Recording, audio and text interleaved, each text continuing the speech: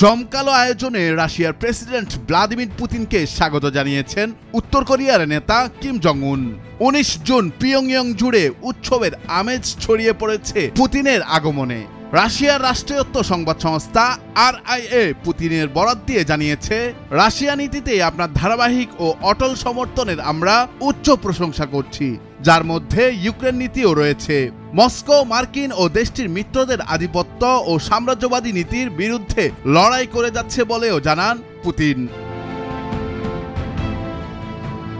জবাবে Kim Jong উন বলেন, উত্তর কোরিয়া ও রাশিয়ার সম্পর্ক সমৃদ্ধি নতুন উচ্চতায় প্রবেশ করেছে।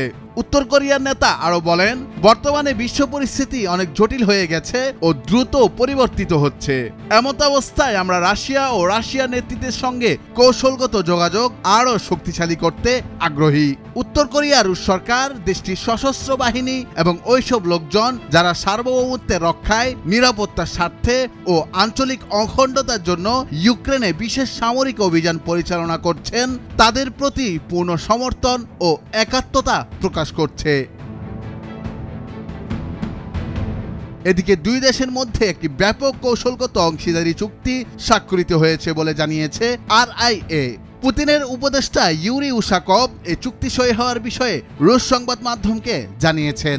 তখন তিনি বলেছিলেন, ওই চুক্তিতে নিরাপত্তা সংক্রান্ত বিষয়ও অন্তর্ভুক্ত থাকবে।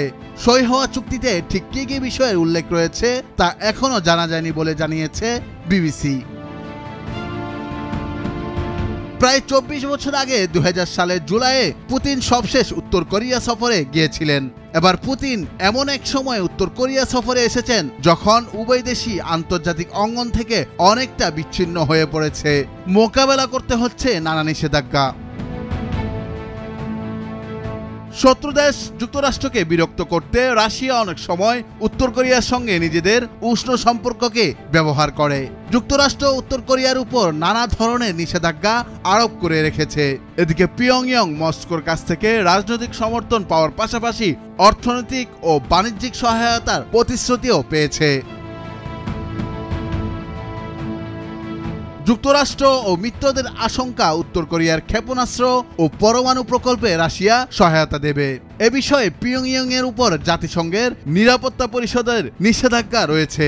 বিনিময়ে রাশিয়াকে ব্যালিস্টিক ক্ষেপণাস্ত্র ও কামানের গোলা দেবে উত্তর কোরিয়া, যে অস্ত্র ইউক্রেন যুদ্ধে ব্যবহার করা হবে।